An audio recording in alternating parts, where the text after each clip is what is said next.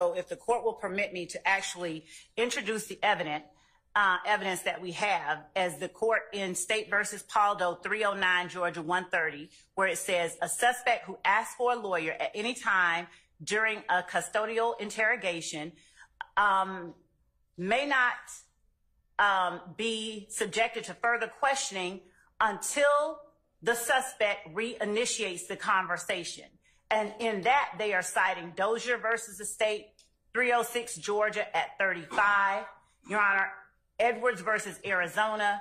And Your Honor, this is a 2020 Georgia Supreme Court case where it specifically says that a suspect who asks for a lawyer at any time during a custodial interrogation may not be subjected to further questioning, as the court has said, by law enforcement until an attorney has been made available or until the suspect reinitiates the conversation. Your Honor, at some point, Your Honor, I'm sorry, I'm talking, and I don't know why I am being interrupted. I will not stop. Hey. I was speaking. Ms. Love, y'all got. I'm sorry, I was speaking. Both y'all can't talk at the same time. I know, I was speaking, and I expect you to allow to speak when I'm speaking. Hey, both of you all need to just take it down a notch. And so, Your Honor, if I may finish, because I was the one speaking before Mr. Weinstein interrupted. But you continually engage in this pattern of behavior, Ms. Love. You don't want to accept my ruling.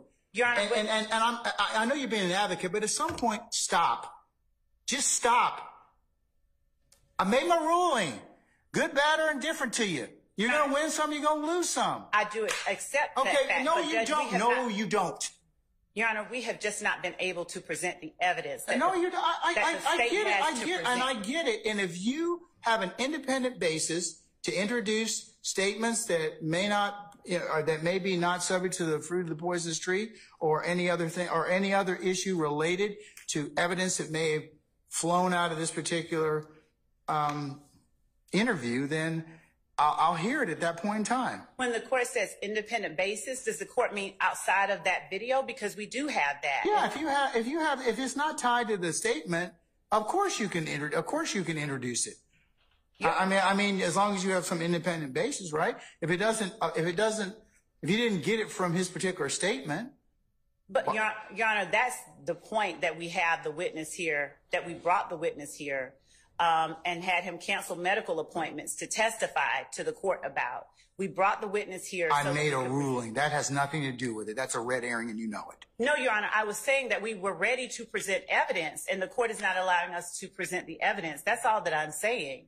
We have the burden of proof, and we haven't even been able to present the evidence that we have. We only, for the sake of ease, allowed the court to introduce the statements that the defendant made as states 1 and 2 to help Mr. Weinstein play the portion that he wanted to talk about. We didn't even get a chance to play or to have the evidence that the state has ready for presentation to the court to be presented. We should be entitled to present the evidence so that the court actually has the circumstances and does not have speculation or conjecture as to what happened when the Georgia Supreme Court has clearly said, just as clearly as an attorney being present is required before you consider the statement once he's invoked, the court has as clearly said, if he reinitiates, then that statement can be considered. It does not use them like maybe. It says, if this or that, then the statement can be considered, unless it should be suppressed for another reason. And that case, Paldo, is as recent as 4 years ago. And I'm not just doing this for the sake of engaging in a pattern of behavior, Your Honor. I am standing here emphatically asking that the court allow the state to present its evidence so that the court can make a ruling based on the evidence and not on the assertion by one party or the other as to what should or could be done. We have evidence that I believe that the state is entitled to present and the court is entitled to hear in the form of testimony. And I understand that Mr. Weinstein wants us to hurry it along and not hear Detective Thorpe because that might be an adverse position or evidence to his client's position. But we are simply asking that the court allow us the opportunity to present the evidence and to not hold it against the state that I am asking this, that the court allow us to present evidence that this statement was made voluntarily and that the fact that he ceased it but then reinitiated it is something that the court should consider. And Your Honor, I don't like drawing the court's ire. It's, you know, quite disturbing, but I cannot in good faith not present evidence when we have a whole burden of proof to show the court that it was made freely and voluntarily. And when the evidence that we have is sitting right outside the courtroom. And the court's whole purpose for having these hearings is to determine the truth and to decide what is fair. And without hearing from Detective Thorpe, I don't know how the court can discern what the truth of the matter is, hearing only a portion of a recording and not hearing from the people who were actually standing there talking to and listening to the defendant. Unless without hearing Detective Thorpe, the court is making a credibility judgment before even hearing what he has to say. May I please speak? Please. May I please speak? Okay. And Your Honor, are you finished, madam? I was not, Your Honor. I was Your Honor, hold up. You got 30 more seconds. Wrap it up. And Your Honor, I'd ask again the court for the opportunities for the state to be able to present evidence so that the state can meet its burden and not have the court make any kind of ruling based on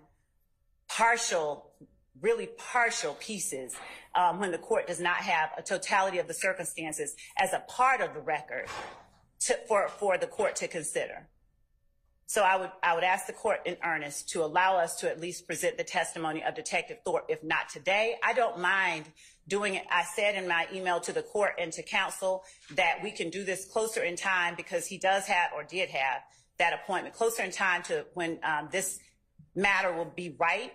But Your Honor, I implore the court to allow us to actually present the evidence that we have to present. I appreciate Your Honor giving me the moment to speak. Thank you.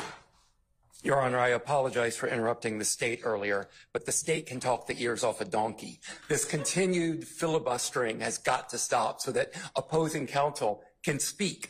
Your rulings at some point have got to be final, Your Honor. Whether you hear from Detective Thorpe or not is irrelevant. He requested his lawyer. He invoked his right to not speak anymore. And I don't care what schmoozing Detective Thorpe did out at the Sally Port, taking my client off camera. I don't know what went on down there. I don't know what self-serving, well, I have some idea. I don't know what self-serving statement Detective Thorpe could possibly give to this court that would cause the court to change their order. This continued going back whenever the state loses in this case has got to stop at some point, Your Honor. Thank you.